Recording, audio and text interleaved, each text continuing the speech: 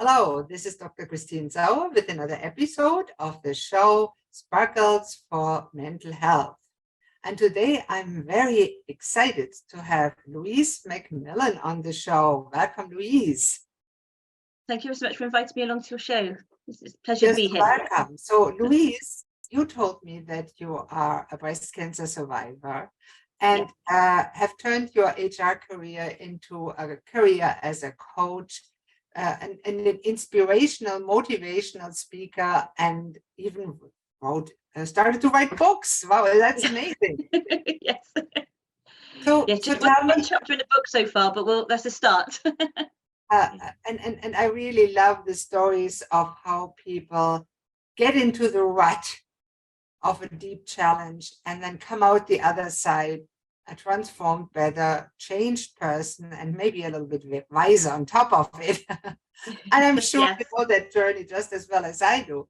So tell us about, why are you doing what you're doing today? Okay. The reason I'm doing it is I don't want people to lose the number of years that I lost in my life by not believing in myself, and feeling that I had to conform and blend in and not upset anything, not controversially upset, but you know what I mean, just to be where everybody wanted me to be. And I don't want people to lose those number of years. So I'm here being really passionate now about supporting people through mental health, through any adverse thing they might have to deal with, such as cancer, so that they can be true to themselves all the time. Life is fast. It goes by so quickly, and we've got to cherish all the time that we have.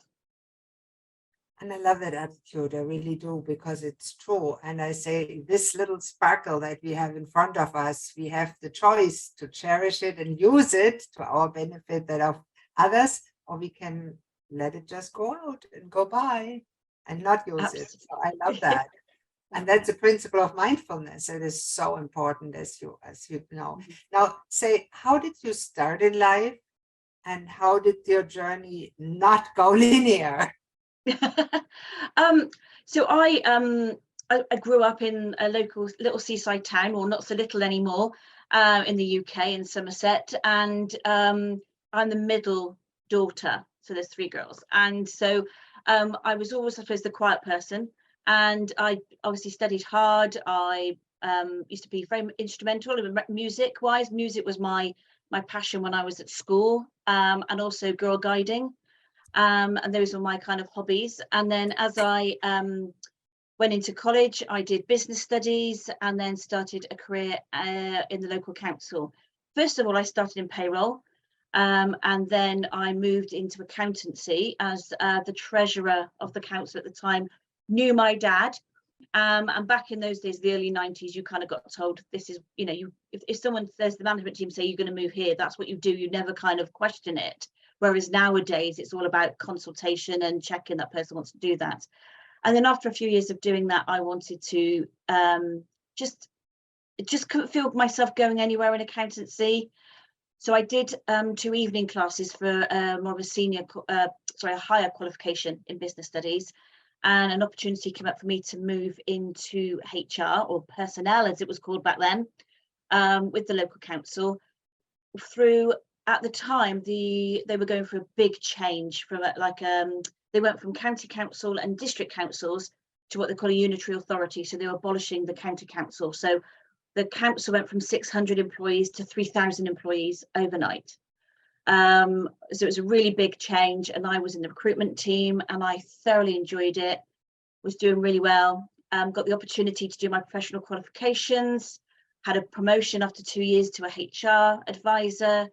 And I did that for 4 years while getting my qualification, so professionally qualified. And then I got to a stage, by this point, I was coming towards my late 20s, by which point I bought my own house, had a great social life with friends, seeing the world as well on holidays. It was a really joyous time, and I was pushing the boundaries of what in my family would have been termed of what you did in your 20s. Previously it was you got married and you had children, and I wasn't. I was buying a house by myself, the first one to do so. I was, professionally qualified, first one to do so. So So in my 30s, I decided to leave the council and progress my career elsewhere, which I did. And then I did that for a few years and did a lot more employee relations, where I found that actually that impacted me quite a bit on my whole well-being and my whole self-esteem with the organisation I'd kind of worked for. And then I moved on to another organisation. So I did a lot of career development, moving around over that probably about the next 10, 15 years. But what impacted my HR career and also my personal life was my well-being, my mental health, my whole self-esteem, my self-confidence, the belief in myself. I never felt that anything I did was good enough. I felt that on some things I was faking it, and I was going to be found out that I wasn't actually as credible as I thought I was. And I was credible and I had great feedback, but I just didn't believe it. But the impact was that I would spiral in and out of depression. My anxiety would rise. I never took time off work, but the impact was that I would come home from work and I go straight to bed, and I go up and I go to work and I come home and I go straight to bed, and that was my pattern. And if friends had arranged to do things at the weekend, I'd cancel because I just didn't felt that I was interesting enough, funny enough, just basically wanted to be around people, wasn't glamorous enough, didn't have the right clothes, all those kind of things. And my 30s, it really did impact me. And as I saw friends getting married and having their life after a couple of relationships where I was cheated on or just didn't have a great experience, I just felt that it was all me, and therefore I kind of shied away from the whole romantic relationship. So it did really impact on that side of things, and I just then threw myself more and more into my work, experienced burnout. So yeah, just wasn't in a great place overall, and it just continued for years and years. Wow, it sounds like a really typical corporate career. You start with all the excitement, good intentions, qualifications, and the stress hits you, and one thing led to the other. And often, as it's more the case for women than for men, we grow up always feeling we are not good enough, and we need to fake it to make career, right? We have to put that fake smile on our face, no matter what. Absolutely. And of course, being Somebody in will HR, notice. Ugh. absolutely, yeah. And of course, being in HR, you always have to be there, present, everything else, and you get battered and verbally battered, I would say, by managers and employees for anything that you're trying to do, especially if it's tricky, even if it's just a restructuring that no one's going to lose their jobs.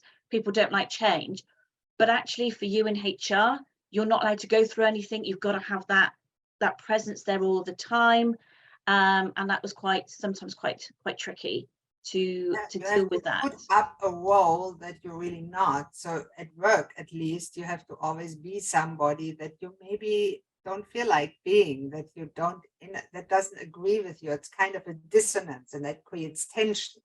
And tension in your brain is stressful, and stress, of course, leads to anxiety, depression. Excellent. Changes your microbiome, has a whole host of physiological changes. It's so fascinating how that works. And then burnout hits. So what happened to you when that went down?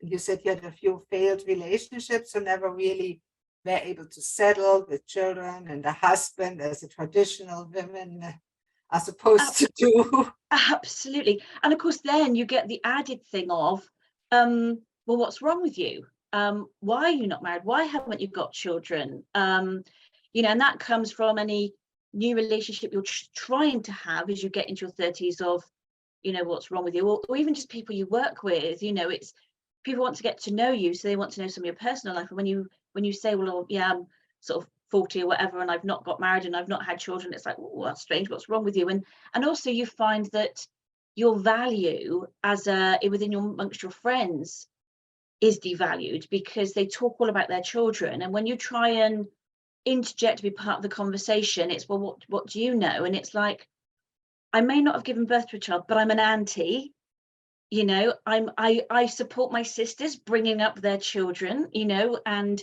I look after my niece and nephews quite regularly, but also at the same time, I ran a girl guide unit. I had 30 girls between 10 and 14, you know, come into my guide meetings. I built that guide unit up, and you know, those girls sometimes would share things with me. And even now to this day, I'm very privileged that there's 5 of them that keep in contact with me regularly. You know, others from time to time, but there's 5 of them I will hear from every single year regularly about what they're doing and how am I doing and what's going on, and that's just really nice. And so I think I'm not a mum, but I do know about young people because they talk to me because they can't talk to their mums or they don't want to talk to their mums, and that's when you And bring in a that different is very side. often the case that as parents, and I have children and I had a husband and it wasn't easy. And sometimes I wish I wouldn't and just had other people's children. It's easier.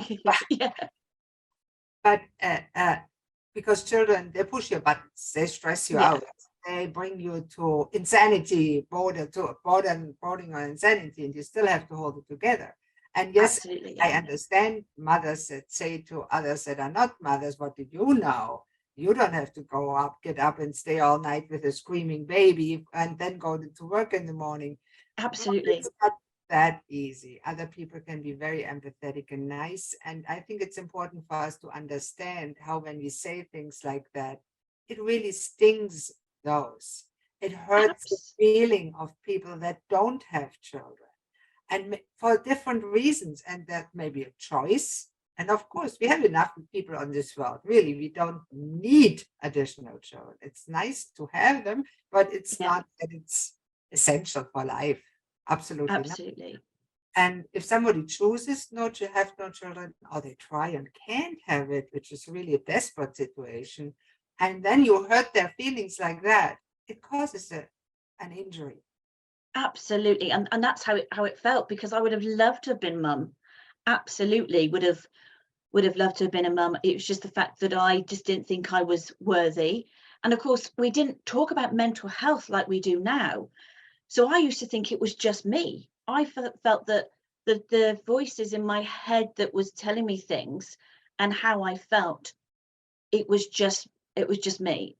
And therefore you kind of think, well, is this genetic? Is it not genetic? So if I was to pursue and have a child, I wouldn't want them to have this worry going on in their head like I've had. Now we know it's not genetic, it's although there are probably some elements that are genetic, but you know, it's that whole thing of you're not alone. That's the bit I'm trying to get. You're not alone in this world, and there's, you know, there are support now and ways that we can learn of that can help us around that, which is different. But back then, Now, you know, Louise, this was me. it's such an important message to bring over. If you feel that you are not good enough, if you suffer emotionally, and it's just as bad as breaking your hand or breaking your arm or leg, it hurts. It hurts very much. Mm, How people wouldn't commit suicide. I tried it twice. I know how it feels. But I can only say, when you're in that situation, you feel totally alone. You're the only yeah. one in the world. But it's not true. You are not. There's many people that feel like that at times. And the good news is there is very good help like this out there. And we are part Absolutely. of this helping hand that is there, stretched out to reach out to those that listen, that watch this, that are there, that contact us in any way, to extend the love and care that we learned to give over the years to ourselves and others, to share that. And that's really the mission that many, many good coaches spread. And that's why I love the coaching profession so much. So Yeah. I love that you share that. Now, for you, the journey didn't end with a burnout, right? And what happened? No, no. So literally at the end of 2016, I was in a really bad place with my depression and had questioned what was the point of me being here and why am I here? And actually the question, did I really want to be here? And so I sort of just planned for 2017, just repair myself, take it step by step. And in the June of 2017, I was diagnosed with breast cancer. And I want to share how my cancer was found, because I didn't find a lump and there is no history of breast cancer in my family. I had a discharge on my pajama tops from my left breast.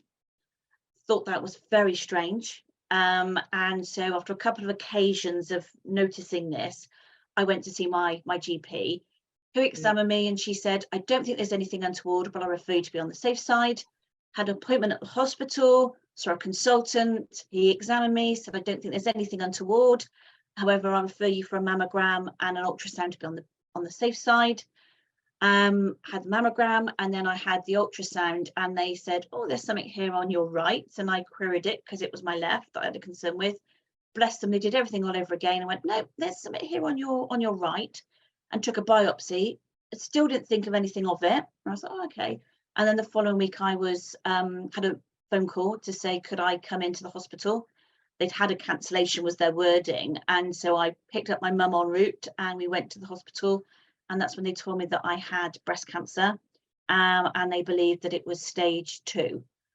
And the following week I had a lumpectomy, and I had some lymph nodes removed. And then it must have been about another 3 weeks then after that before I got my results, or 2 to 3 weeks. And what they found was that my cancer was a lot bigger than they first thought. They thought it was 25 millimeters. And in fact, as soon as they opened me up, they could see it was bigger. It was 45 millimeters. They removed 3 lymph nodes, and 2 of them tested positive for cancer. And they said my cancer was quite aggressive. So I had to go down the chemotherapy route. And as you can imagine, that was a total shock. Yes, and as somebody that gave those diagnoses out and saw the shocked expression, and also I sometimes go with friends and neighbors when they are afraid they are getting the big C word, as it's called, yes. and accompany them down that road. And I've seen many people that got diagnosed in stage 4 and got told they have weeks to live, which I think is not right to tell anybody how long they have to live. It's not up to us. We never know as doctors.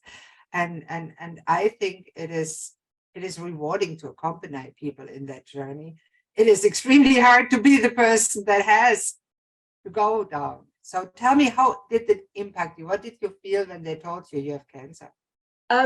Absolute shock. My first phrases were, I can't put my mum and dad through this. So straight away, I was worrying about them. My dad had cancer a few years beforehand. Yeah, it was very much about, we were just sort of getting back onto the thing of, dad being well and everything. And it was like, oh, great, a couple of family celebrations that year. And then it was like, oh, gosh. I named my cancer straight away from my walk back from the hospital. My mum doesn't drive, so I had to walk back and then go in. But all I thought about on the way back from the hospital was naming it. I don't know where this came from. I think it was me just trying to occupy my brain, and I named it Stan. And that is good. A man, something that I hope somebody you didn't like, because visualization worked, Absolutely. And it was a case of, I think I was trying to find a name that wasn't anything in the family as well. And I always said that the ones they found in my lymph nodes was Cyril and Sydney. So I was trying to go for really, really old names that wasn't like in the family. So I apologize to anybody that has that name. It has nothing to do with you. Absolutely. I think it's a good idea actually to visualize that as some kind of entity, because then your immune system has something concrete to attack. Absolutely. Yeah, absolutely. And it was, I was in a total shock, and trying to get my head around everything, and having to tell my dad when we got in, and then having to tell my sister, and then I chose to tell friends by WhatsApp groups, just two groups of friends, because I just felt that was easy for me. And I think for a little while I was kind of just in the bubble. I went to work the following day. I went on a business trip the following day to, a different part of the UK up north, with a colleague who was quite surprised that I was doing it. I just needed to keep a little bit of normality. But of course, my experience up until then is even when I was in my deepest, darkest depression, I still got up and went to work. So to me, not working would have been kind of like a bit like failure. So for me, it was that just keep going. And obviously I had to take that break when I had the lumpectomy. I couldn't do anything for 2 weeks. I couldn't drive and I couldn't go to work. The bit that the day before I got my results from the lumpectomy, spookily, I was at the hairdresser's having my hair cut, and I was updating my hairdresser. I known her a little while, and all of a sudden I just said to her, "This is the last time you're going to be cutting my hair." And she was like, don't say that, be positive. And I just had this gut feeling that I was going to have to go down the chemotherapy route. And then in the waiting room with my mum, I remember saying to her, I thought, I've got to tell her before we go in. And I just took her hand and I said, "Mum, we're going to get through this. Whatever happens next, we're going to get through this." And she was like, "Well, you've been so positive, where's this coming from?" I went, "I just know I'm going to have chemotherapy." And she was like, you don't know this. And of course, so when we went in and they'd said that I had to go down chemotherapy, I was like, yeah, that's okay, I knew. And it was a lesson for me about trusting my gut instinct. It happened a couple of times before, and this time I really listened to it. So I prepared myself. But what I hadn't prepared myself was for what happened next in my journey. So I had my first chemo a month after my lumpectomy. And a week later, I started getting stomachache, and it continued for a few days. And I had a Sunday where I was really, really poorly. But everyone kept saying to me, "You've not had chemo before. We don't know the side effects. Also, you don't know your pain threshold." Because, of course, I've not given birth, so I wouldn't know my pain threshold. Yeah, exactly. So I carried on for another week.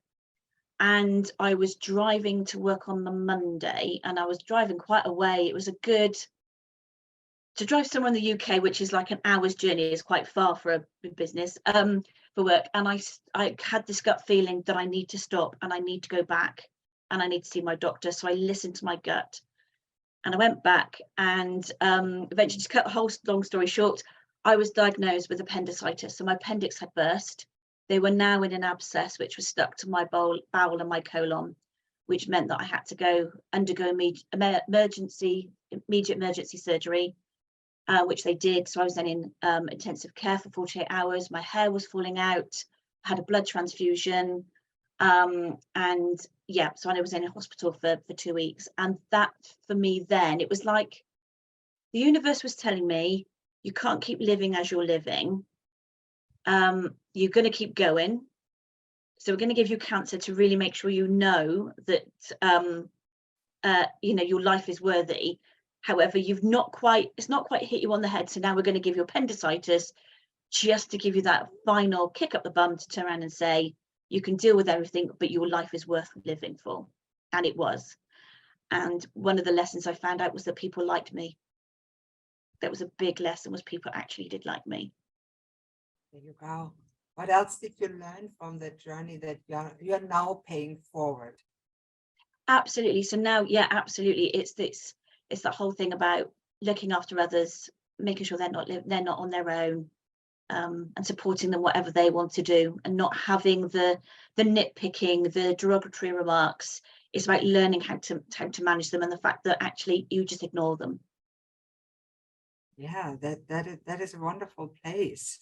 So it reminds me of a story. You probably know the book by Gabor Mate, When the Body Says No, which is exactly what happens to many people. They go their life, they don't think about anything, career and everything, and suddenly something happens. For me, it was very bad back pain that put me out of commission in the hospital and learning to walk again. That started my down spiral. So cancer is a similar downhill spiral. Where the body says, no, you can't do what you're doing anymore. There's something really wrong with your life. And it's kind of the reset button, right? Absolutely, yeah. Painful, but it's a very hard reset button, like when you restart your phone and start over and reset the whole software and sometimes the hardware, right? And so you did that, and many people have done it. And in history, that is actually an instrument, I feel, that life puts on it to grow as people. Yeah, absolutely. Yeah. And many people have written about the growth through pain, and it's true. And sometimes when there's no pain at all, there's no growth. It's the same Absolutely, for yeah. plants, you need to prune them. So what are you doing now? And I know your work as a coach and a speaker. What is your favorite thing to do? And if somebody wants to work with you or hire you or reach you, what's the best way for them to get you? Yeah. So as I work as a coach on an individual basis, it's all about helping them live life more fully on their terms, embracing their uniqueness, establishing those boundaries, knowing what energizes them and what nourishes them. And that's not just about the food we eat, but that's about how we spend our time and who we spend our time with. If you're someone that's happy like me to go and walk for the park and chat to the squirrels, then great, because that's fine. And we don't shout about it, those things, it's knowing what it is that brings you enjoyment. And if other people don't understand, that's okay. They may not be your tribe. So it's finding who are your tribe. And that's not getting rid of your friends. That's going, my friends are important to me because I have that history and that experience with them. And they've always been there and they will still continue to be me. But that I need to also find these other people who can help me engage in my life and nourish me and help me take me out of my comfort zone and experience new things, like I've done, like walking up Snowdon, one of the highest mountains in the UK. And it's that kind of thing. And I want to be someone's cheerleader. And that's what I kind of call it. I'm behind the scenes. I'm there cheerleading them to do anything that it is that they want to do that they may feel they're not supported. And also by being a speaker is sharing my story so that people can feel Sharing your inspired. story to give people the hope, the faith, and the love that change is possible and there's life after disaster. Absolutely. And it's that whole thing of, as one friend said to me once, you've made cancer less scary. But as another friend said to me, when I always thought your talks about your cancer, he said, but when I heard it a second time, I realized it's actually about mental health and how cancer saved you. So it's that thing of what else is out there that can save someone that isn't so harsh on, cancer is a really hard thing to go through, but perhaps it's that thing of what can they change in order to help them so they don't have to go through something that's that could potentially be quite life-changing as cancer or major emergency surgery for something else. And it's just inspiring people to get mental health out in the open, and talking about it and understanding where people come from. And it's hard because, I've been on a journey and some people around me haven't been on that. So when I talk, sometimes I need to balance how I come across for them to understand from a different way. And if they don't understand it, it's not a reflection of me. It's just the fact we just live two different lives, which is okay. And I often even go a step further and said mental health is nice, it's a buzzword, but really what people for millennia have talked about, what is equal in my books with mental health, is love. Absolutely. And really without love, mental health is just a word. Absolutely, yeah. And there have been books written about love. Of course, the Bible is one of them, and other spiritual texts. And I think it is what makes us uniquely human and differentiates us from ChatGPT, for example. They Yes. can talk about love and all kinds of things, but they cannot love. They don't have that energy that we can feel exuding from you when you just listen to what you're saying, when you're sharing your journey. This is true humanity. And this is why artificial intelligence computers will never be a competition for humanity, for love, for what is essential for humans. And I think that's an important message that we all need to get. Don't let that take away from you. And I love how you said how getting cancer really saved your life. Yeah. It's kind of a contradiction, but I really like that idea of thinking about it that way around the corner, because it's true. It enriched your life in the end because you learned a lot, you grew as a person, and you became the wonderful person that you obviously are today. Thank you. Yes, absolutely. Yeah. So if somebody wants to book you for speaking engagement or wants to work with you, where can they find you?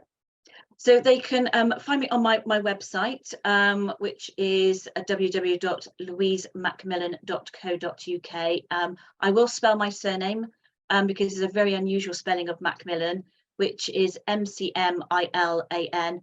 Best way to remember it is if you're a football fan and you think of the football team AC Milan, just change the A to an M, and that's how you spell it. My dad liked that one. He's a retired football referee. They can find me on LinkedIn. I'm also on Instagram. I do have a page on Facebook, but I will admit I'm not active and much on Facebook. It's one of my boundaries. I'm not a lover of Facebook. So whilst I'm there, I'm not as active as I am on Instagram, and obviously more importantly, I'm on LinkedIn, actively on there. Oh, that's wonderful, Louise, and I make sure to share your website link under your video so everybody that sees your beautiful picture also sees your website. Thank you. Thank you. So thank you very much for sharing your story and sharing the hope and the good message and being so authentic about what really happened to you and how it affected you. And Thank you. in the end, how you became the person you are today, which is a wonderful thing. And this is the end of this episode of Sparkles for Mental Health. And your eyes sparkle, my eyes sparkle, may the watchers or listeners' eyes sparkle soon, if they're not sparkling yet. And make sure to subscribe to this show so you don't miss future episodes. Thank you very much for listening. Bye-bye.